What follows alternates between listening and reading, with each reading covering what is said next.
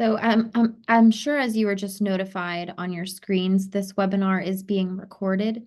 And we will share a few more details in that regard in just a moment. I'm going to share my screen.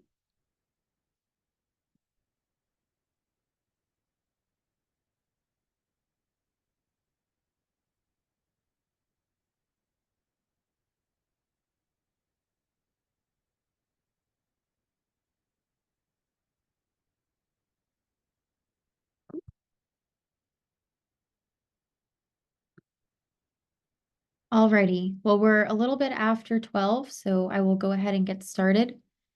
Thank you everybody for joining us. The Virginia chapter is happy to offer logistical and Zoom support for the Mid-Atlantic Planning Collaboration webinar series. And this month we have More Trees, Please. I will save the further detailed introduction to our moderator today, Hanna Cockburn of the North Carolina chapter of APA. I'm sure you see this QR code in the corner of your screen. You can go ahead and scan that. Our speakers will provide some more information momentarily, but there will be some poll questions to get us started. So you should be able to scan that using your cell phone, but we will also be placing the information in the chat as well. So just some logistical items. We really do encourage questions, but please submit your questions through the Q&A box just to help us keep track of all inquiries. And you can reserve the chat box for any open-ended answers or any logistical questions. Feel free to DM me, for example, if you have any logistical or general webinar questions. You're also free to use the raise hand feature to request to be unmuted during the more formal Q&A portion of the webinar, if you would prefer to ask your question out loud.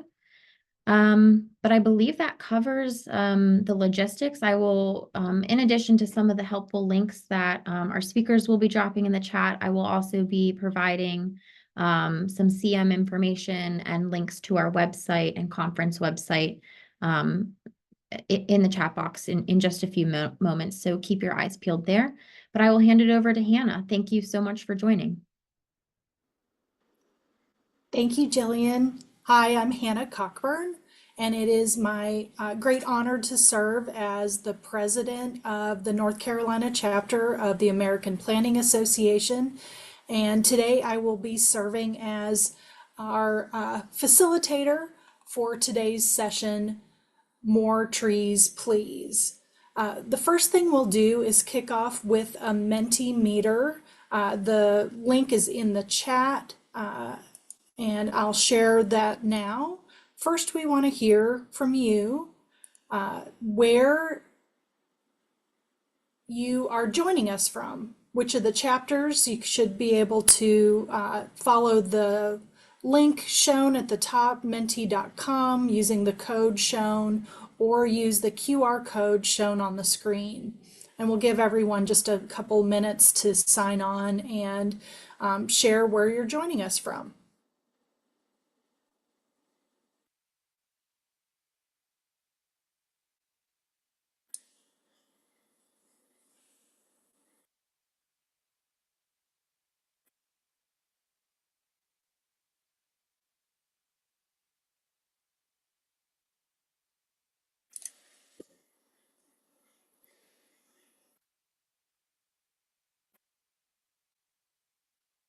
It looks like we've got a good showing from North Carolina and a good smattering of attendees from some of our other chapter participants. We'll give it just another minute or so, and then we'll move on to the next question.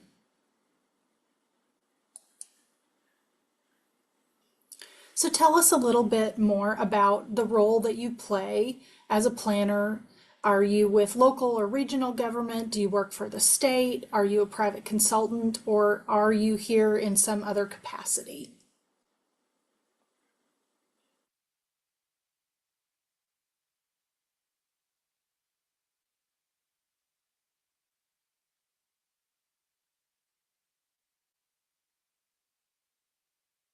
Looks like we've got a lot of local government representation, but a little bit of everything else as well. We'll give another minute just to have folks respond.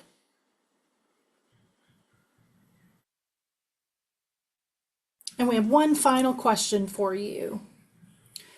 This is a open-ended response question. What is it that you hope to learn in today's session? This will help our presenters be sure to cover any of the details that you're looking for, or give us an opportunity to answer or address those questions at the end when we do the Q&A.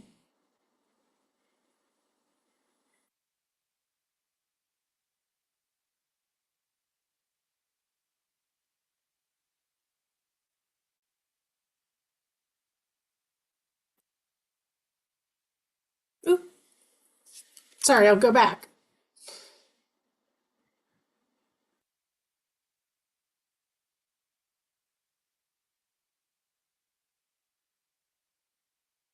Get some good items here, including options for regulations, where trees are appropriate, regional efforts to increase tree canopy, and ways to hold developers accountable for preserving or planting trees.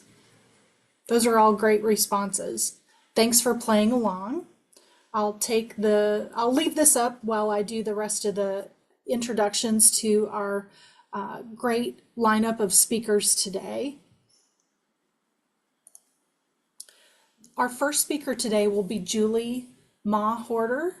She serves as the Mid-Atlantic Program Coordinator for the U.S. Forest Service office in Region 9, and she works directly with communities in Pennsylvania, West Virginia, Maryland, Ohio, Delaware, New Jersey, and Washington, D.C. Working with state partners and community tree groups, Julie develops projects and programs that help to invest in the more than 140 million acres of urban and community forests across the United States. These urban forests produce more than $18 billion in benefits annually, including cleaner air, reduced energy use, and sequestration of carbon. Thank you for joining us today, Julie. Our second speaker will be Michael Knapp. Mike has 50 years of natural resource management experience in local government. He currently works for Montgomery County, Maryland, where he reviews construction plans for roadside tree protection requirements. He previously served as director of Fairfax County, Virginia's Urban Forest Management Division between 2000 and 2014. And was the primary author of the section of Virginia State Code for conservation of trees during the land development process. Mike currently serves as chair of the Regional Tree Canopy Subcommittee of the Metropolitan Washington Council of Governments, and he's also the lead author of Tree Conservation Cookbook, Conserving Trees and Forests in Metropolitan Washington, Tree Canopy Management Strategy, and the Montgomery County Roadside Tree Protection Law Design Guidelines and Specifications. Mike, thanks for being with us today. Our final speaker is Judson Clinton. Judson has served as the City of Greensboro's city arborist for the past 10 years. With a background in forestry and natural resources, Judson holds a bachelor's degree from Purdue University and has been a certified arborist for 15 years. Along the pathway to Greensboro, his career was immersed in arboriculture, environmental engineering, and utility forestry. While in his role as the city arborist, Greensboro has been awarded the North Carolina Tree City of the Year, as well as grants from the North Carolina Forest Service and the Inflation Reduction Act Urban Forestry Grant. Greensboro has sustained the Arbor Day Foundation Tree City USA status for 33 years. Judson, thank you for joining us today as well. I'm going to stop sharing my screen and turn it over to our first presenter, Julie. Take it away.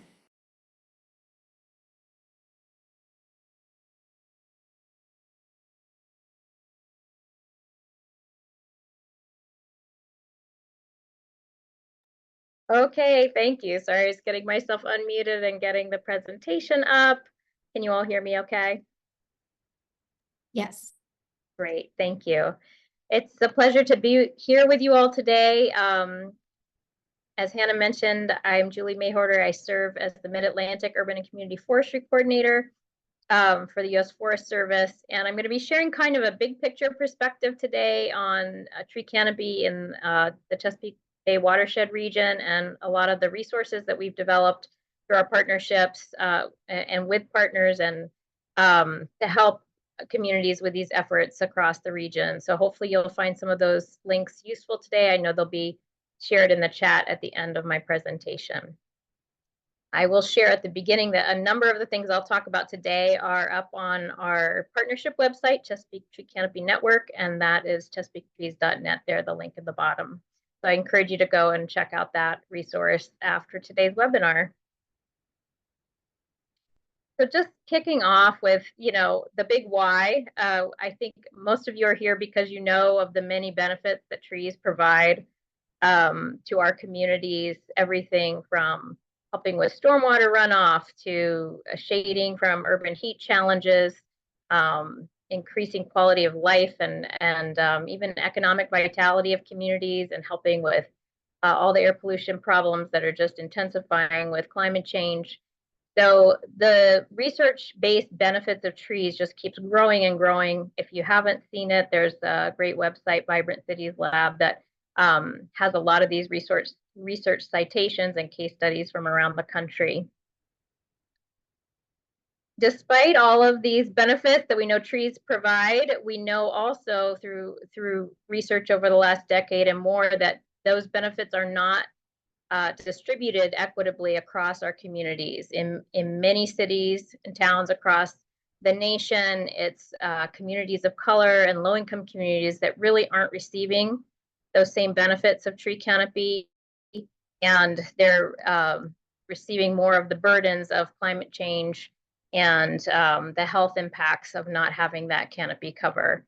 So these are the kinds of gaps that we're trying to address with our partnership efforts.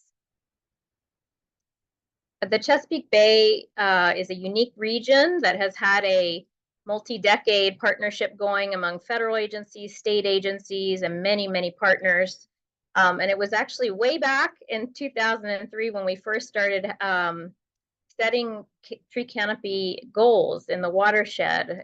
Kind of when the term was coined around that time, there was some cutting edge assessment methods to measure tree canopy from aerial imagery and quantify it, and then use that data to set goals. I want to just shout out to the pioneer in that effort, Jarlath O'Neill Dunn at University of Vermont, who really led a lot of this mapping and work with community planning from then to today. And Jarlath passed earlier this year, so just want to recognize the legacy of his work and how it lives on in the tree canopy work that's going on in the watershed today. So we started with goals to help communities plan and set canopy goals and measure what they have, and then that evolved over time into setting a numeric goal for tree canopy across the Chesapeake Bay watershed. And we tried to start small with the goal of expanding tree canopy by 2,400 acres by 2025. This goal was set back in 2014. The challenging part of this goal was that we wanted it to be a net gain in canopy. So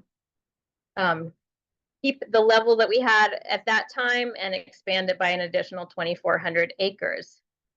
And so in order to achieve such a goal, really we need to look at the full equation of our tree canopy.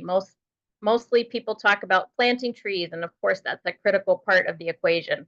But really most of the canopy that we have is our existing mature canopy that we know is threatened by a lot of different factors, from just age, natural mortality, to lots of different types of development, pests and diseases, and other factors that keep whittling away at the canopy that we already have. So when we talk about meeting a canopy goal, we've got to look at all those parts of the equation and especially address how to maintain our existing canopy while also planting and maintaining all the new trees we're planting to get to that long-term canopy gain.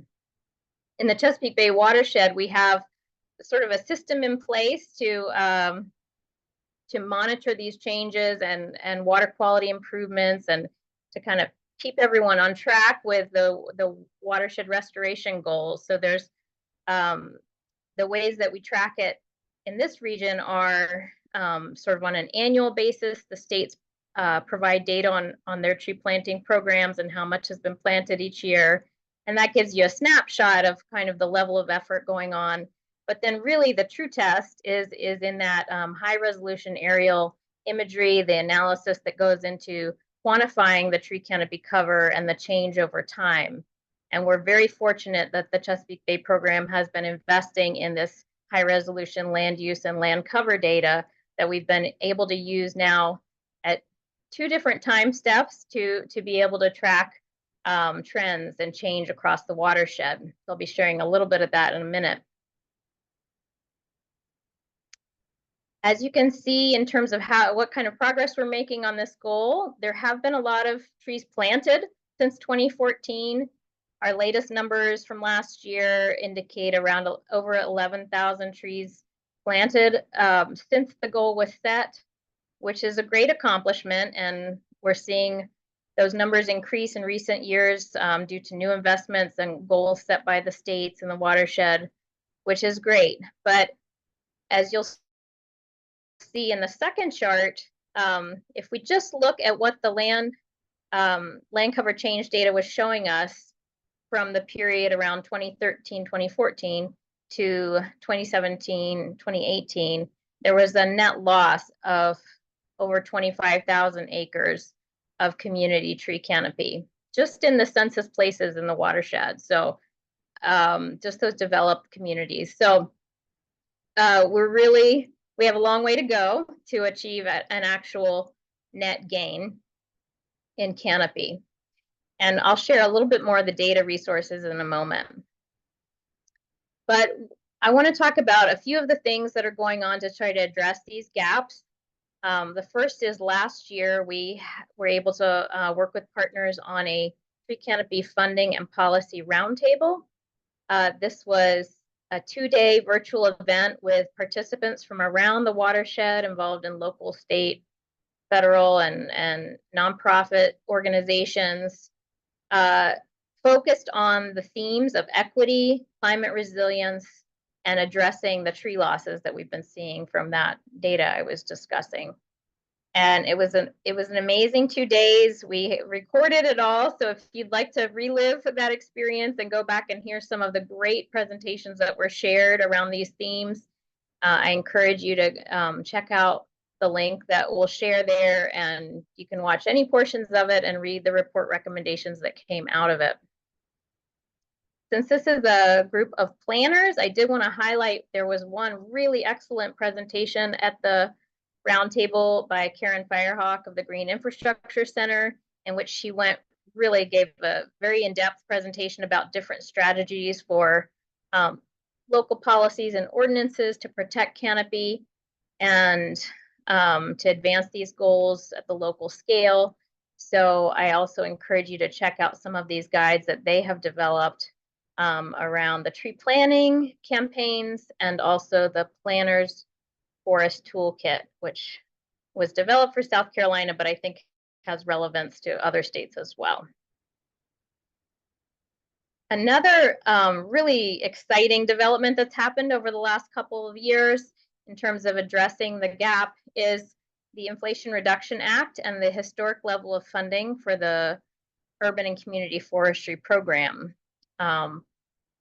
You may or may not know that within the federal government, the Urban and Community Forestry Program that is offered by the U.S. Forest Service and the state forestry agencies is really the only federal program dedicated to community trees. And so this was a really big expansion of our program that happened with the Inflation Reduction Act, kind of at this point, a one-time infusion of much needed resources to get out to communities to expand what they can do on the ground for their tree canopy. And so there was a national grant competition held last summer, and just over $1 billion in grants across the country were selected for funding around these themes of workforce development, addressing extreme heat, restoration resilience, tree planting and maintenance, and community engagement and planning. So really holistic projects that were funded. And we're going to be hearing about one of those in Greensboro later in the webinar.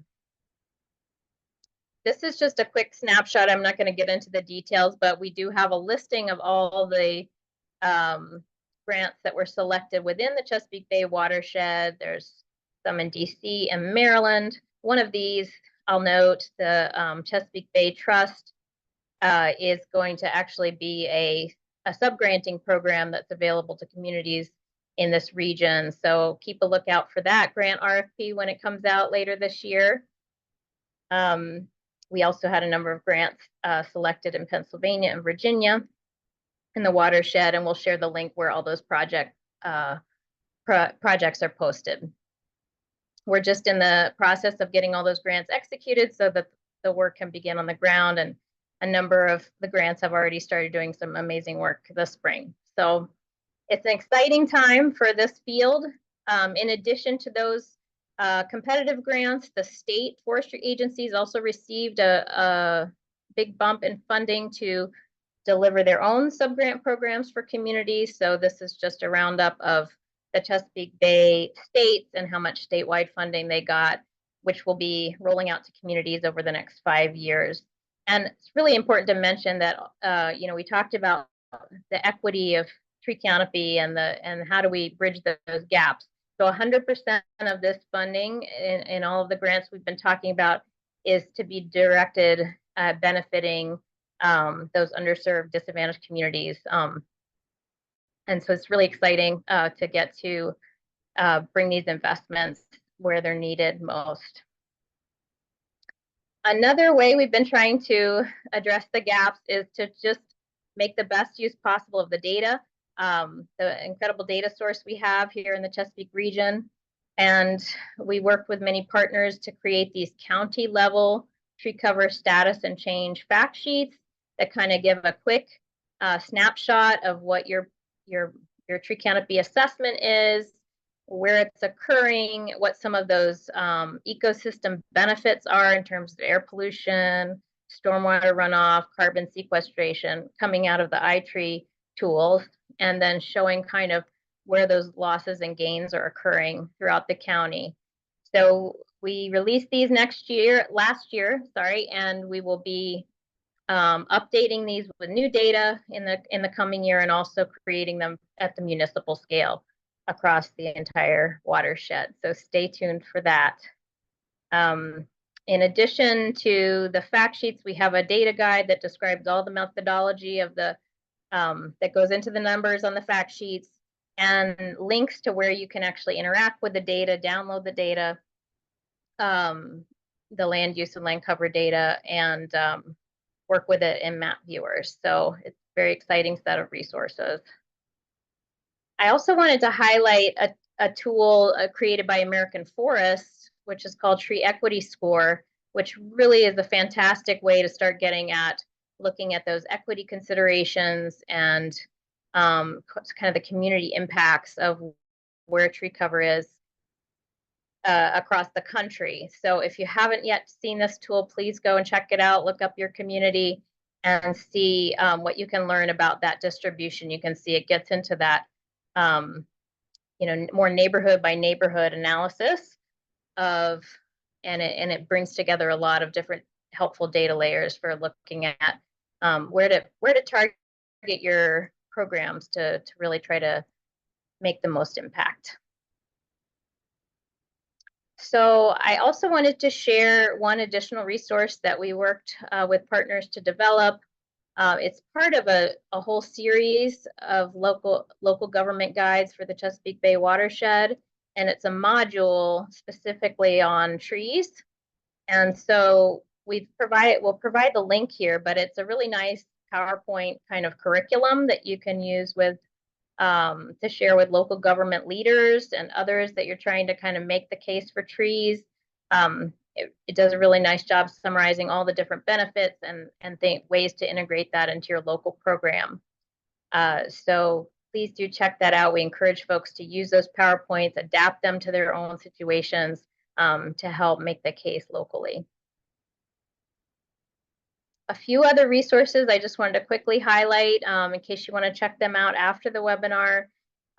There was a resource created with the Center for Watershed Protection that's kind of a checklist for reviewing codes and ordinances and looking for elements that are more forest friendly.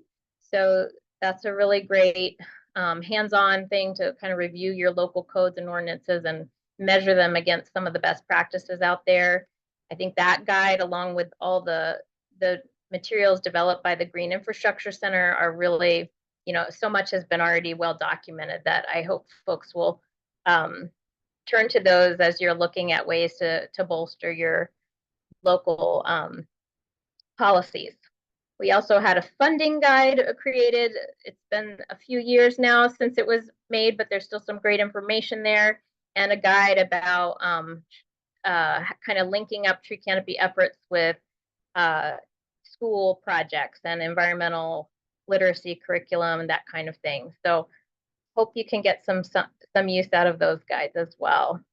With that, I'm going to wrap up. I know we'll have a chance to reconnect in the Q&A at the end, and I want to turn it back to Hanna and our next speaker. Thank you so much. Thank you, Julie. That was a great overview of some fantastic resources. Links to many of those resources have been added to the chat for you to be able to access. And we'll next go to Mike Knapp to share his presentation. Mike, take it away. Okay, thank you, Hanna. Let me get my screen up here and start my timer.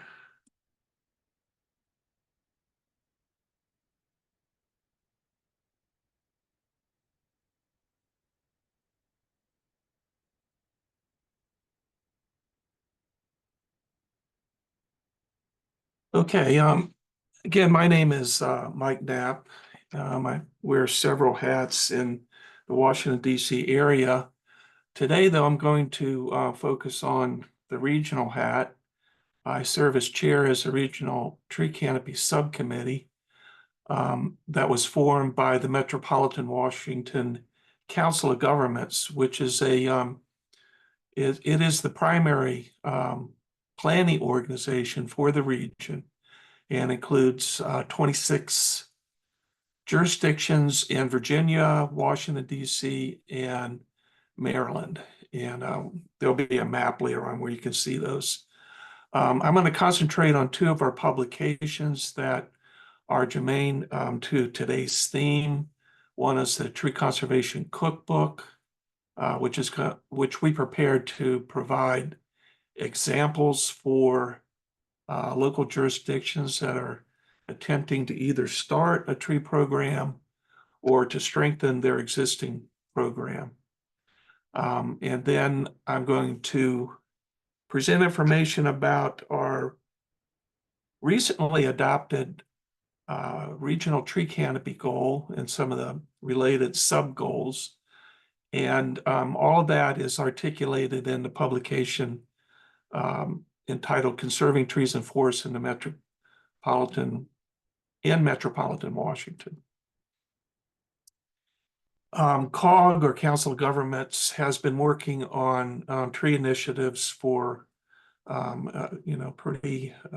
a while now. Started out kind of with a focus on air quality in trees and trying to include tree measures in the Washington, D.C. area SIP, or State Implementation Plan for 8-hour ozone. And trees were allowed by the EPA around that time to serve as a voluntary measure. So we started out in that capacity, but then COG realized, hey, there's a lot more to trees, and they formed an ad hoc work group, the Regional Tree Canopy Work Group, in 2012. And that group developed a strategy which it published in 2018. And that basically set the scene for all the deliverables that we're currently working on and have produced. Again, we're going to look at the conservation cookbook and these the regional tree canopy goals, which are very recent within the past 2 years. After we get done with the regional tree canopy goal, though, we're going to work on the implementation plan, which is due 2025. Okay, the cookbook, we'll take that first. It was prepared by our subcommittee in response to requests by our parent committee to help jurisdictions better manage, protect, and preserve their tree and forest assets.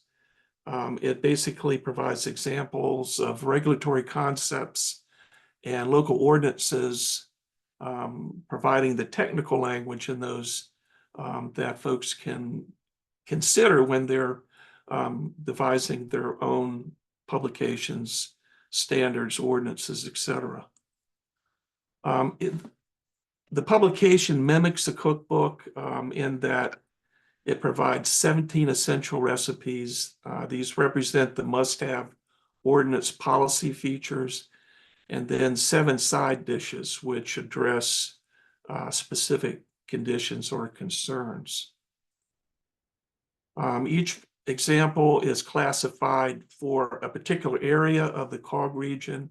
The central areas, Washington, D.C., Arlington, Alexandria, and then it's also further divided into inner or outer jurisdictions. And those are primarily the larger counties and smaller jurisdictions, municipalities, towns that are embedded in those. We designed those examples to help readers target examples that are associated with communities that match or similar to their own. And we also provided some other resources like an entry-level model ordinance. I'm not going to go over all these, but basically there is a whole set of things that are typically addressed in tree conservation programs, both at the regulatory and programmatic level. And I believe we're going to have links to that. It's a fairly large publication. I believe it's around 90 pages or something like that. I think, folks can find something that applies to their jurisdiction. We polled what the current status was of local ordinances and state ordinances that dealt with tree conservation.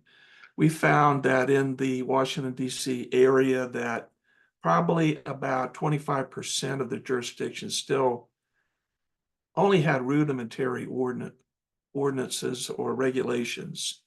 So we think these are really going to help people, if they're willing, to strengthen their local programs. The second publication that we're going to look at, and it's basically going to be most of my presentation, is Conserving Trees and Forests. Oh, got to go back. In the Metropolitan Washington area. Can I jump the gun there? It's divided into 3 volumes. The first part deals with the case for conserving trees, and that's where we presented all the most latest research on the benefits of trees, and we really focused on the human health benefits this time around. We've had years and years of research on the environmental, economic, and some of the socioeconomic benefits of trees, but we felt that we really wanted to start out with these newer health benefits. The second part deals with our recommendations for a regional tree canopy goal that encompasses all the 26 jurisdictions in the region. And then part 3, which I'm not going to go into because we don't have time, it basically provides a process by which folks can identify a right level of tree canopy for their jurisdiction. Again, part one really delves into all the types of different things that trees can be used for to help local governments address a lot of different concerns, human health, socioeconomic, environmental, ecological, etc. But we also went into why trees are important for environmental equity, how they can be used to reduce crime in areas and to grow more cohesive neighborhoods and a sense of community in those neighborhoods. We also delve on how trees can increase local business and retail opportunities. And we also went into the need to recognize and manage the costs, damages, and risks associated with trees. So it's not all Pollyanna benefit information. We also went into those types of risks, damages to infrastructure, human and property damage, human fatalities, the level of risk that people actually encounter in urban areas because of which is surprisingly low. We also went into the need to monitor the threats, which are multiple to the regional tree canopy. So looking at the tree canopy goal itself, the map on the right shows the area that represents the Metropolitan Washington Council of Governments. And you don't see all the smaller jurisdictions embedded, especially in the Maryland region, but it's a significant slice of the overall Chesapeake Bay watershed and one of the major metropolitan areas that has been developed. The area of the membership areas is about 2.2 million acres.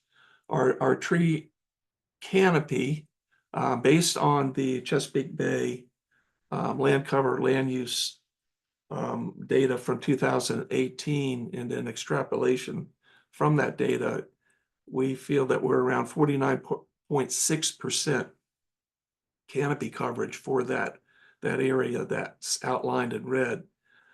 The loss that was detected in between the Chesapeake data for 2014, 2018 averaged around 4,400 acres of tree canopy loss each year. And if that trend between those 4 years were to continue, it would equate to around 120,000 acres by the year 2050. And we use 2050 here because that's the end of the time period covered by the regional tree canopy goal. Using that Chesapeake Bay data, we were able to break down the level of canopy that's present in most of the major jurisdictions within the COG area, and also establish specific gain loss trends of that canopy. Is by and large losses, and we'll go in a little bit more detail there. Those trends, though, provide an opportunity to project what's going to occur in the future and to assess the impact of different methods of tree conservation.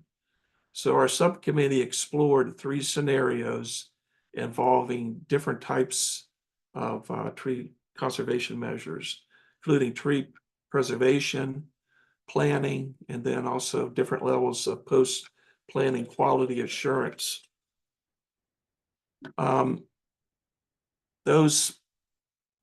We've graphed those out to show the types of loss we would sustain based on the 2014 to 2018 loss detection. But also the green and blue lines show how to reverse those losses or to gain back a lot of canopy through tree preservation and tree planting at different levels. And that information is included in the report as well. We also use this data and some of the data that Julie referenced in the Chesapeake Bay Tree Canopy Network site that she showed in one of her slides.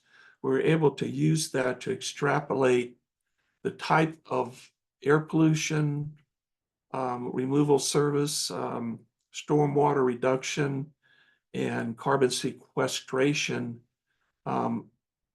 services that would be lost by just a 10% loss of the existing canopy in the COG area. And I can tell you that actually was pretty convincing when we presented the canopy goal report and asked for an endorsement of the regional tree canopy goal to the COG board of directors.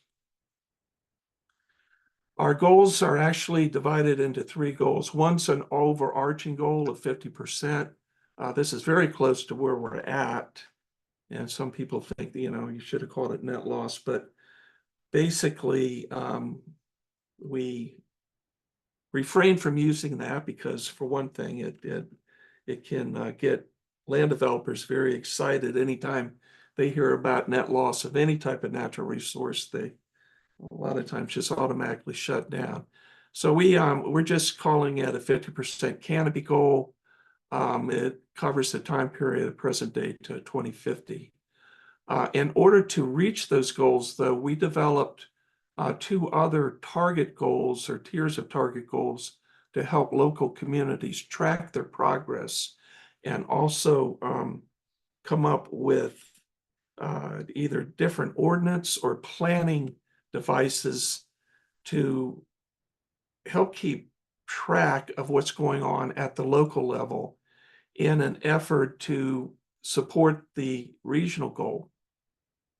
We felt that this goal reflects a take care of the pennies and the dollars will take care of themselves approach, which is something that quote's attributed to Ben Franklin many years ago. But we feel that if you do take care of these smaller areas and concentrate on those, that the regional canopy goal has a better chance of being realized over time. I'm not going to read out all of these, but this is the second layer, the intermediate goal, which is based on population density and urbanization. The urban center population is on the left-hand column, and then the urbanization description is in the center column. The tree canopy base percentage that we use for this in our GIS studies are the actuals for 2018 for those jurisdictions, all the jurisdictions that met those particular categories of population. And then we set target goals based on those actuals, which are typically just a little bit higher because we want to set an aspirational goal.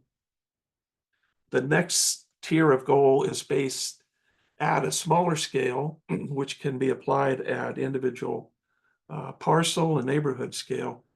But we did 2 things. We had our committee members, which is made up of local urban foresters and representatives of Maryland, DC, and Virginia state foresters, to tell us what they thought these different types, categories of land use, which are broad categories, what type of tree canopy would be achievable at maturity.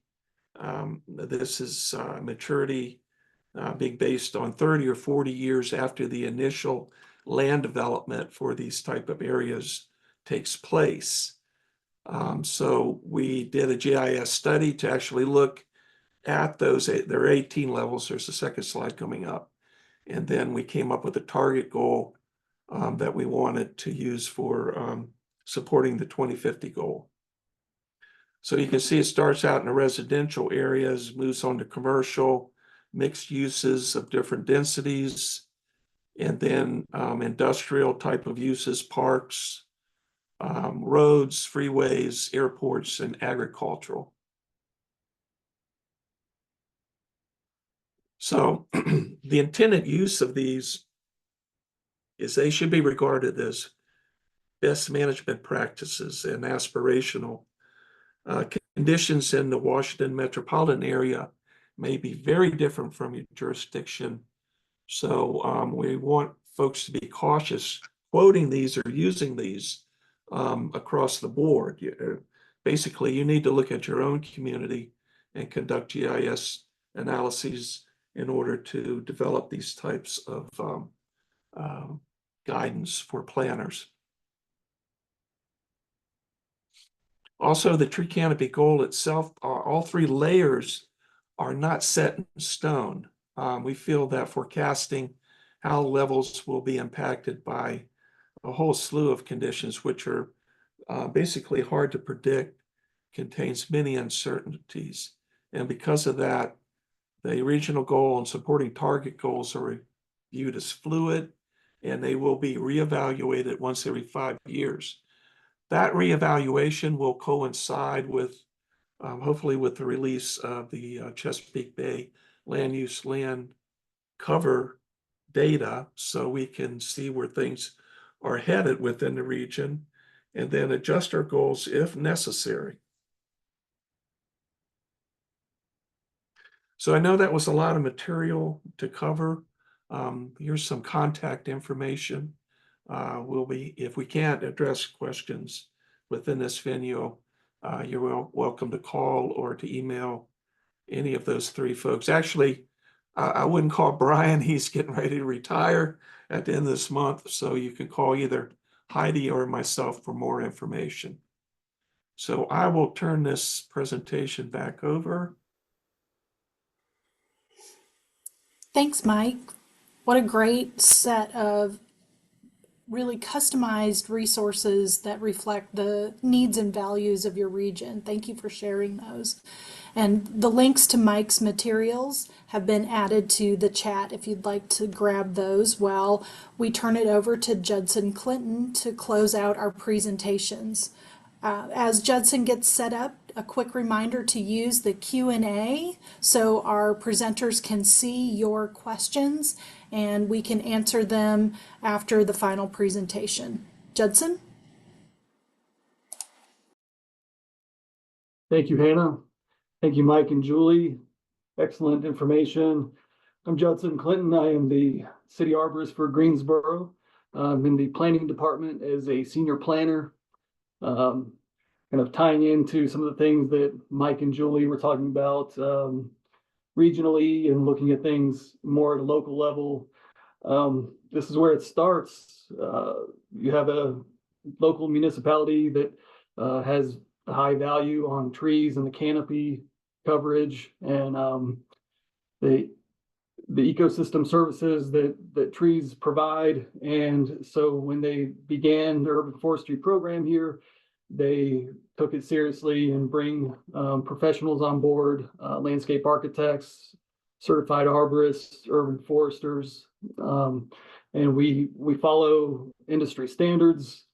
So that's kind of the baseline, starting out with everyone being on the same page, having the same vision and value for trees. That can be a challenge. It can be a lot more difficult than it sounds. Starting out with something basic, a definition, even just looking at definition of urban forestry. You have two different definitions, but there are definitely some similarities here. The takeaway is it's all about people, the health and well-being of people.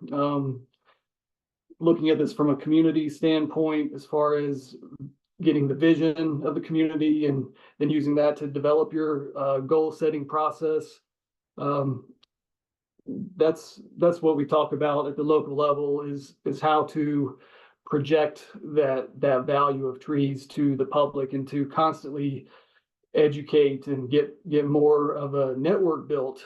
And then in doing so, we have standards that we follow. I mentioned that Greensboro has been Tree City USA for 33 years. It's a great stat. What that means, we have standards that we follow, and then we go above and beyond a lot of these. But this is kind of the recipe that can be thrown together with the cookbook Mike is talking about, in order to get these goals to become action steps. You need political support. You need a budget. You need lobbyists from all sides, stakeholders that are willing to compromise and walk away with that same vision of trees having some sort of a value for your community. And the standards are right here on the screen. We're looking at, you need some sort of a tree board or department that delegates the tree care decisions. You've got the ordinance, and then the big one is the budget. So on the lower side, $2 per capita, but it sets these standards that, hey, there's some sort of budget or program in place, and they're showing progress, and you're observing Arbor Day. That brings the political aspect in. You want to have the mayor come, some of your city council members come in and read the proclamation, have press releases. It's an educational campaign. It's planting trees, but it's also getting that value of trees to be solidified with the community, so we're on the same page. So Greensboro's Urban Forestry Department, an overview is we have sustainability initiatives that we follow, and then we also are always working on landscape and tree conservation ordinance and implementing enforcement, as well as providing any kind of site plan and advice for commercial developments. We're advising our own staff in-house on industry standards. The sustainability initiatives that we're looking at, we're collaborating with local and regional partners. So here in North Carolina, we have the North Carolina Urban Forestry Council. We want to tie in with these regional partners and work together to build that network, and it also helps comparing what other jurisdictions are doing with their ordinances and what is effective. A lot of developers that we work with, of course, are working regionally. They're on a broader scale. So if they come to us and say, well, we don't want to save this many trees, we can kind of compare and look at what is Raleigh doing, Durham, Charlotte, and there's a scale. We're right in there with local jurisdictions that are in the region, and it seems to be a little more practical. And again, getting that same page aspect with everyone having that value of trees. That's going to be a theme that I keep bringing up here. So again, this is Greensboro Urban Forestry. We're looking at trying to take these goals and turn them into action steps so that we can have some sort of economic well-being of society, for example. So once we have this ordinance in place, we have all of our goals, we're planting trees, we're Tree City, USA. What does it look like on the ground? We're out there.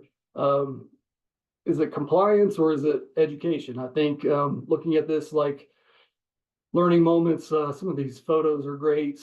Hopefully they're pretty visible on your screen there. On the left, we've got some things that we see out in the field that can be problematic, that could be avoided. And so we're out there trying to educate everyone, on smaller scale, tree by tree sometimes, or site by site. There in the middle, we've got a site plan for commercial development. And above that is the photograph of the final product there. So we've got capital projects where we have zip lines going in, we have parks being built, we have greenways getting installed. We're trying to follow industry standards across the board. We are trying to provide this valuable information about the trees to go back to the value and point out that these trees do have value, so we need to take care of them by following industry standards and checking in on what's going on out there with with implementation of the ordinance. So other ways to get out there on the ground and do some planning and project, data, budget analysis. You do a tree canopy analysis. You can use these tree canopy studies and tree inventory for emergency asset management tools, creating dashboards for for your operations. You can use it for, it's geographical information systems. So you can use any kind of polygon and label it with whatever you want, really. So I have planting areas, I have tree conservation areas, individual tree inventories, tree risk assessment. Then we have, work orders. As soon as they hit the call center, my map is dynamic and it brings up the data as it happens. It rotates on a 6-month cycle, but all these data points are great for me, but then to, again, translate it to value to the public and developers, that's really the task at hand for me, to translate it into something useful for all, and then hopefully link in regionally and be synchronized with other jurisdictions on this. So let me go ahead and keep going here with this tree data. Again, I use this for evaluating trees on public property. You can process the data and use it for a number of things. Like I said, budget projections. You can use it for planning your capital projects. There's a litany of ways to use the data. Now, talking about the tree equity score, that came up in Julie's presentation, and this is also part of the tool that we use for this IRA grant. We're looking to use the tree equity score and build a tool with the tree data by getting a new tree survey, and then also having this tool tap into to link into a dashboard for operations and to translate that to work orders and build educational campaigns with communities that are underserved, and hopefully expand on our workforce and have some sub grants, things like this from this tree equity score. So lots of things we can do with data. It's pretty amazing. And back to goals again. We have some program goals that are pretty broad. A lot of these we are achieving, and then some of these we're kind of working towards at all times. So with the program goals that we have, of course, we want to update our tree canopy study. And the reason we want to do that, not necessarily to know, hey, where are the trees located? What's our percentage? Are we ever going to reach 50% or 38% or 0% canopy loss? I love the expansion goal of expanding your canopy of a certain number of acres, increasing your percentage by number of percent. It takes a lot of trees to increase your tree canopy percentage by 1%. Greensboro has 300,000 people, very large area to cover to increase the canopy coverage. But the main goal would be to take that data and again use it to bring together the community, to publicize this information so that people are aware what's at hand, what's at stake. We have the heat index is high in Greensboro with a lot of asphalt, parking, highways. It determines where you're going to walk your dog. Is this side of the street shaded or not? These are just very basic things that we would use a tree canopy study to bring people together to get a network built. And that way we can cultivate these partnerships and use the grants. We have projects ready to go, and we have a profile of places where we want to plant trees. We're kind of ready for the grants before they come out. That's the idea. So we want to build these partnerships and use the grants for things like planting more trees for mowing reduction. Anybody does the tree giveaways in your area, but it's a cool concept to maybe do a matching where the city of Greensboro could, for example, give trees away to their employees. They plant trees at home or on friends, family property, and then maybe we have some sort of private corporation that's willing to do the same for their employees. So it's like a matching program, just some ideas that are out there that you could use for goals, ways to use the funding. But the back to the goals, a way to really adapt your goals to something that's easily usable and ready to be boots on the ground for your operations and parks and rec departments, for example. You'd want to get a feel for what their take is on trees. And again, calibrating the level of value for trees, getting a feel for what is important to these divisions and matching their long range plans with canopy goals. And then further surveying would be included with the residents. I keep talking about this value of trees, but that's one of the issues we are facing here in Greensboro is how do we bring everyone together and make sure that we're all on the same page with the value of trees. Next slide with the program goals related to tree maintenance and funding.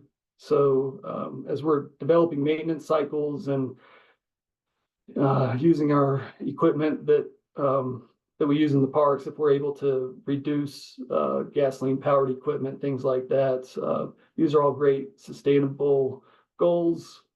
Just some ideas there again.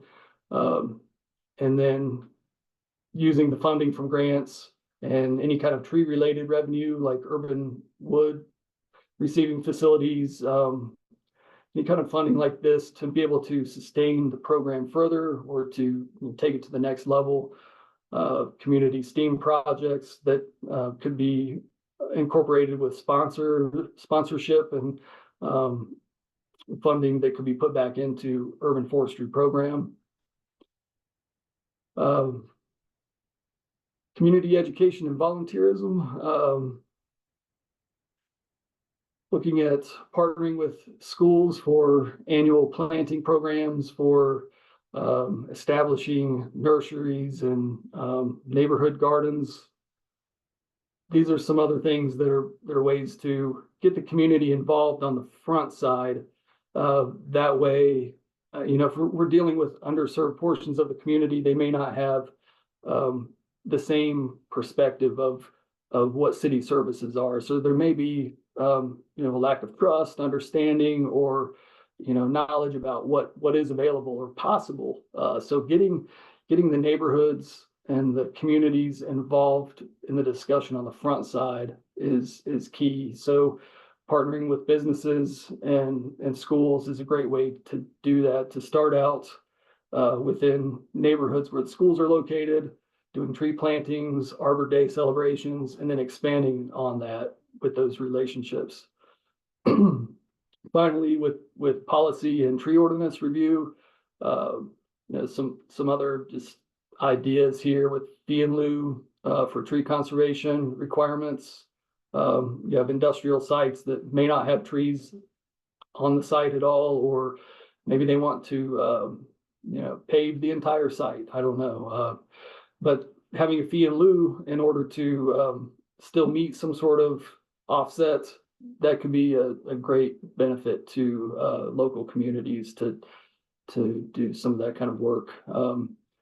Using trees as credit for stormwater runoff mitigation, enhancing riparian zones. These are things that are going to get people out and active in using these spaces instead of just seeing trees as you drive by on the road. If you got to use it or lose it sometimes. If you have a park or a group of trees that have been saved and it is let go, and maybe you have activities in these areas. Mike, you may see this up on the Beltway at some of these exit ramps where people live in places where they've saved trees or planted trees. It can really change the perspective publicly if you're saying that trees reduce crime, but then you see crime happening in a group of trees. So trying to enhance these locations to where they're interactive and they're being used and they're inviting.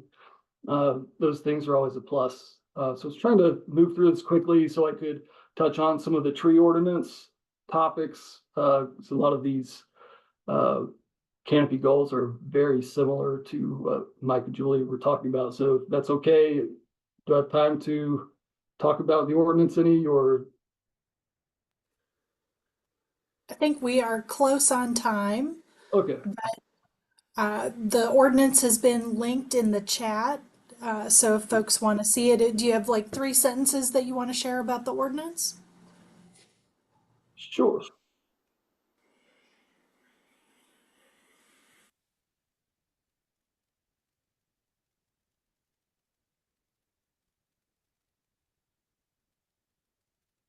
So just taking a look at the ordinance, we're able to see Article 12 that we have. Okay.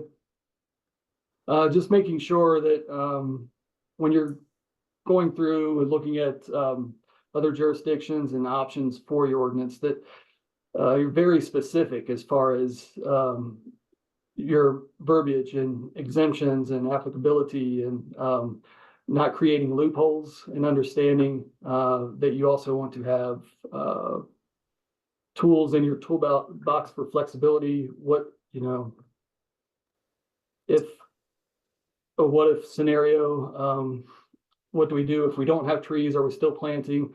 Making sure you have good illustrations that show where the tree protection fence is located and how to calculate critical root zone, and how to get into the details of these. This is what we have in our ordinance. We have detailed drawings. We also have tables that show percentage required for tree conservation areas, flexibility and standards, as well as enforcement measures. That's very important too. You have the ordinance, then what do you do to hold the developers accountable? You need to have some sort of enforcement in place, whether it's civil penalty, mitigation. For these commercial projects, what we have is the certificate of occupancy. When the project is complete, all of the trees have to be in place. The tree conservation area has to be the way it was at the beginning of the project, or else they have to find some way to mitigate or pay a fine. So without those important components, the ordinance will not be as effective. So close with that. Maybe we can cover some other things if needed, if they pop up as far as questions go. Thanks, Judson. Thank you for that presentation.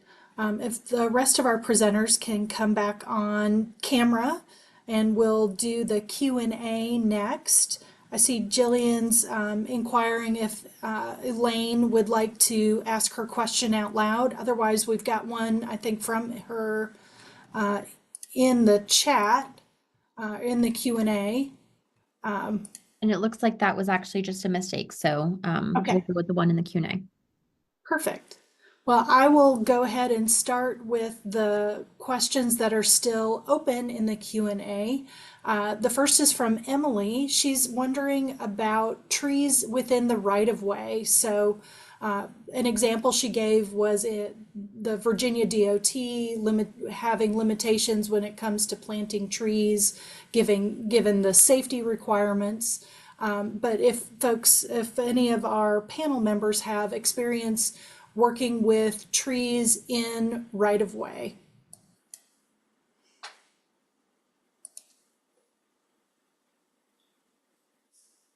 Well, that's kind of my specialty right now. So I was actually typing another question and doing the chameleon thing here. So could the question be repeated, please? Sure.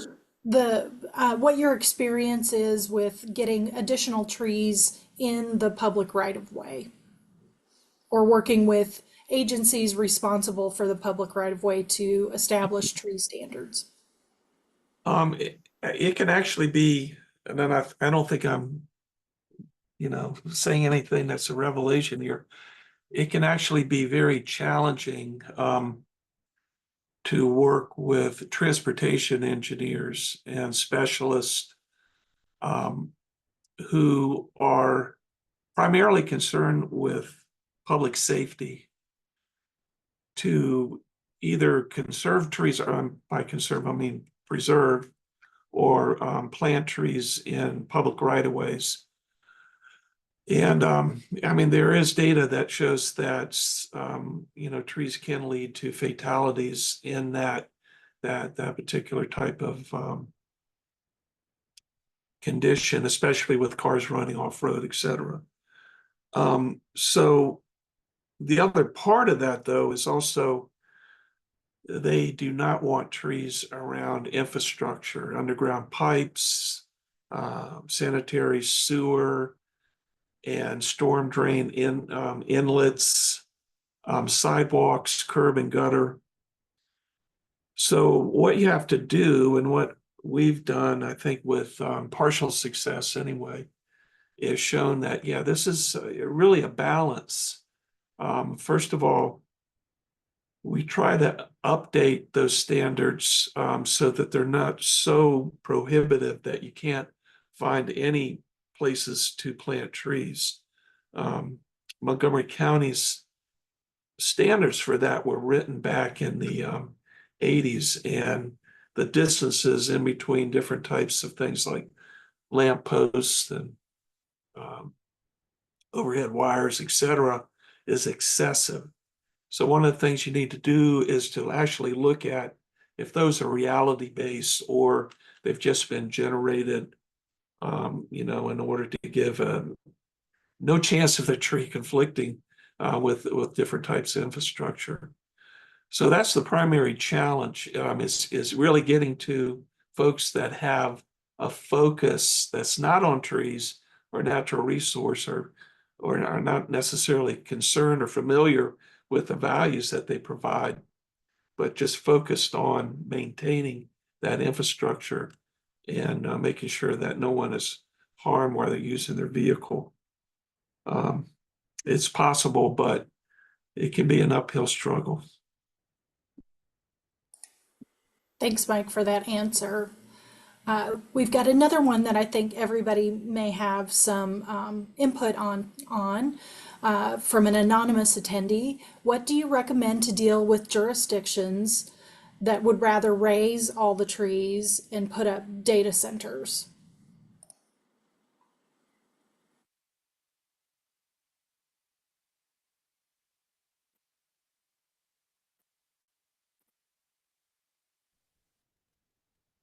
Go ahead, Mike.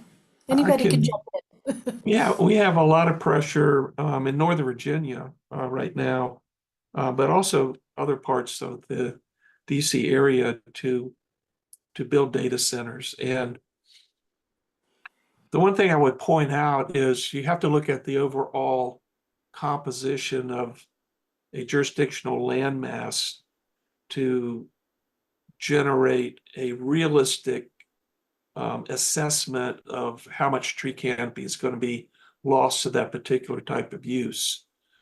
Traditionally, other types of commercial areas like warehouses and even industrial areas typically only represent at most 10–50% of the land mass. However, these data centers are becoming more and more popular as the demand increases for digital transference, and I think those percentages are going to grow.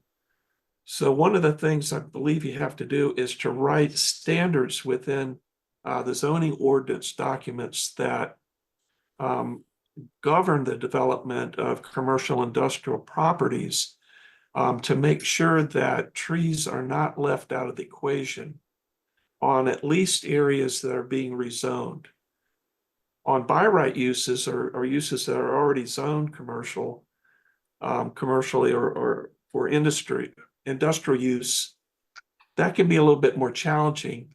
And you have to rely on beefing up your by right ordinance that deals with by right land development.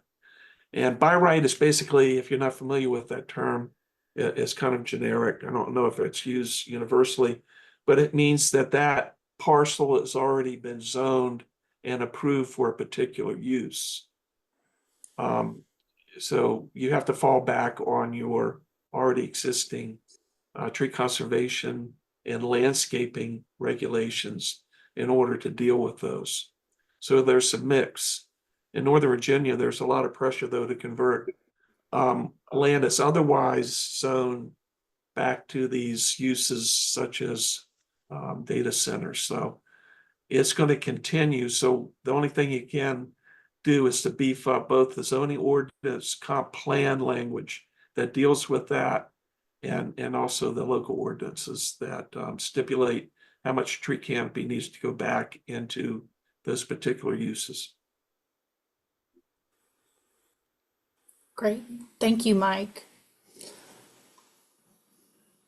Let's see. A question from Naomi. What examples do you have to incentivize developers to maintain the tree canopy other than height and density benefits?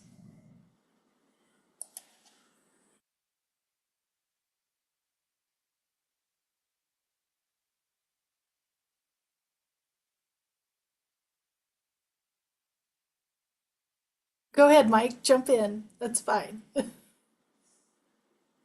Well, I don't want to dominate this conversation. It's all good, Mike, because I'm leaving these for you because you have the most experience and probably Judson too for in North Carolina. So incentives, you know, I've been with multiple groups and have tried to look at writing up incentives that make developers actually look at preserving more existing forest stands and individual trees or groups of trees. And that's very challenging because of the economics, the value of land in most of the metropolitan areas, and the type of yield that developers are realizing on, you know, while developing these uses. They basically equate, we'll use residential development as an example. They will equate trying to preserve an area that's, you know, has a nice stand of trees or an individual tree of outstanding quality as a loss to their yield or to the economic, you know, the value of the property that they're developing. So this makes it very challenging, you know, how much money they can realize from developing a single residential lot versus how much the value of the incentive that you can generate. Things that folks that have tried to do that are not always effective, it kind of depends on the particular development, are to provide you know, more credits for tree canopy. In other words, if you preserve this tree or this group of trees, you get a higher level of credit for that area towards meeting whatever canopy ordinance that you have. And you know, for instance, that area can get twice the area that it normally would have if you preserve it, if it meets certain standards. And I know that the Virginia ordinances can provide those additional credits for trees that have historic value, forests that are ecologically significant or rare or uncommon, trees that provide water quality benefits or stormwater reduction, etc. Now, again, those make sense to local governments and the goals of local government and the benefits it provides to the community at loss, but those don't necessarily make any sense to the bottom line to developers. So they only have limited benefits. So typically what you have to do to get those to work is you have to lean on land developers during rezoning cases or the review of plans, if you have a strong enough ordinance, and do some negotiations and trade-offs to preserve these areas of higher quality. And that's not always something that they like, but I do think they've gotten used to it. I think they enter into a lot of those negotiations, especially in Washington, D.C. and some of the more urbanized areas of Northern Virginia, and also in Montgomery County, Prince George County. Those questions about preserving trees and conserving trees, et cetera, are all part of the development criteria, especially that developers have to address on a case-by-case basis when they go in for a rezoning. Thanks, So Mike. I'm not sure that answered the question. I guess the bottom line is, I don't think to date we found something that's really represents a true incentive because it has to measure up to this economic gain, that particular benefit to the developer. Thanks, Mike. This one might be for Julie. Sakura is wondering if there are resources where we can point to recommendations for native trees in each of these individual states.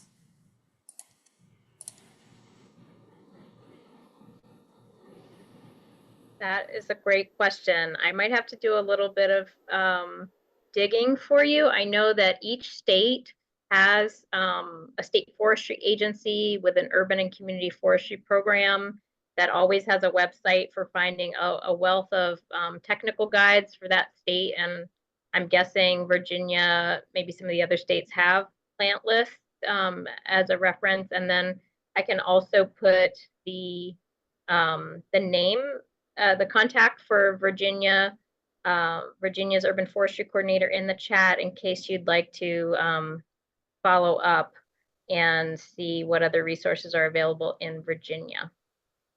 That'd be great. Thank you, Julie. We've got a couple questions here about using land use regulations, zoning ordinances, and where someone looking for these policies or regulations could find them. Mike or Judson, do you have a high-level suggestion about how to locate these things and how they're being used for a wide range of places?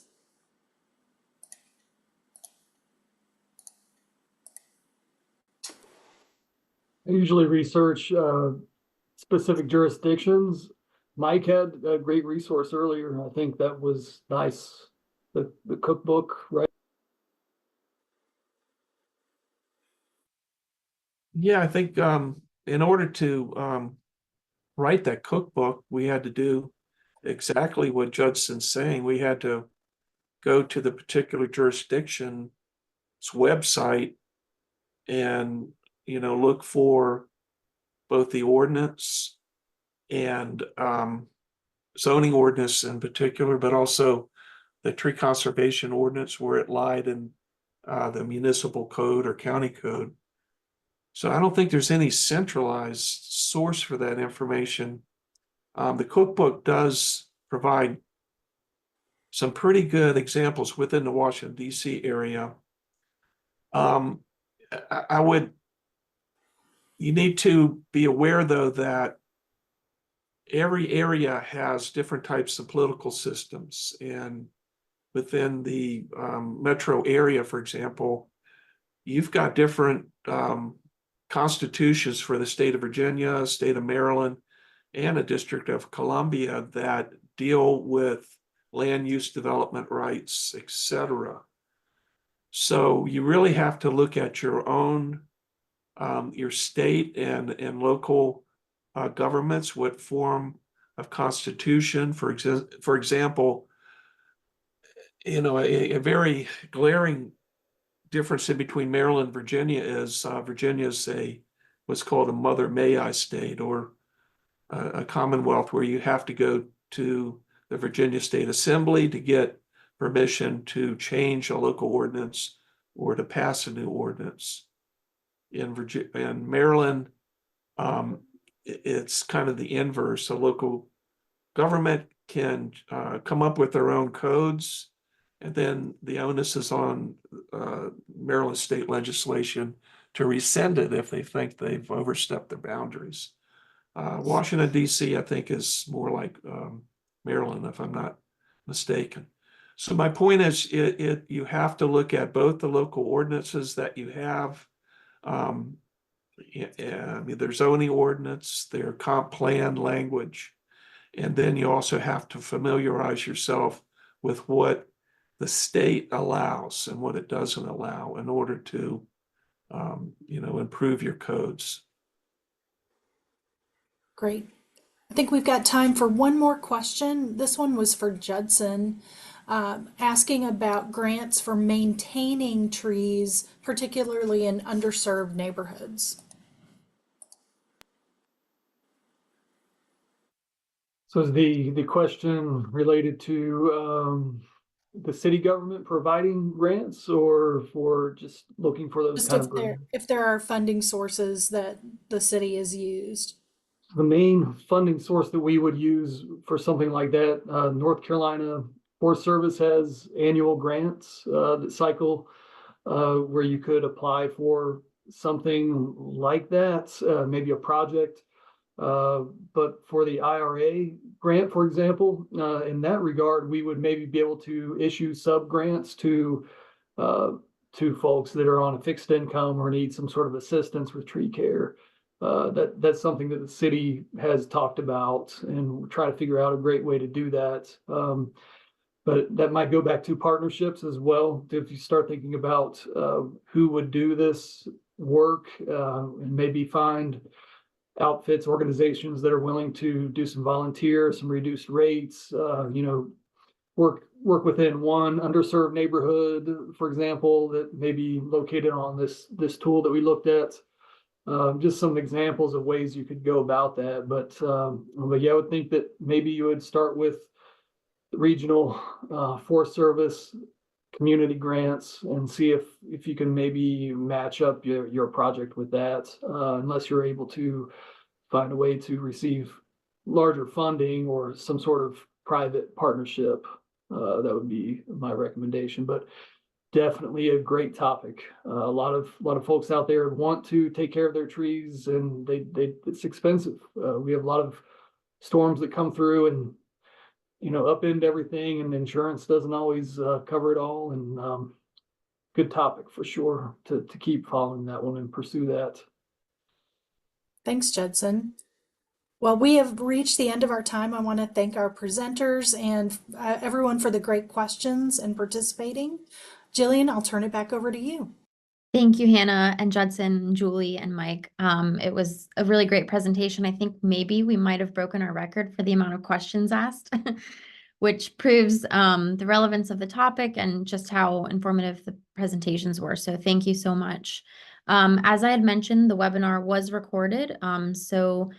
That recording should be up in the next few days on the Mid-Atlantic Planning Collaboration webinar YouTube channel, which is linked in the chat. And it will also be linked in the follow-up correspondence to all attendees, which will also include a copy of the slide decks and our speakers' contact information. So I know that they're happy to be of resource if you think of any questions or didn't get an opportunity to ask your question today. But otherwise, I hope everybody enjoys the rest of their afternoon, and I appreciate everybody joining. Thank you. Thanks, everybody. Thank you.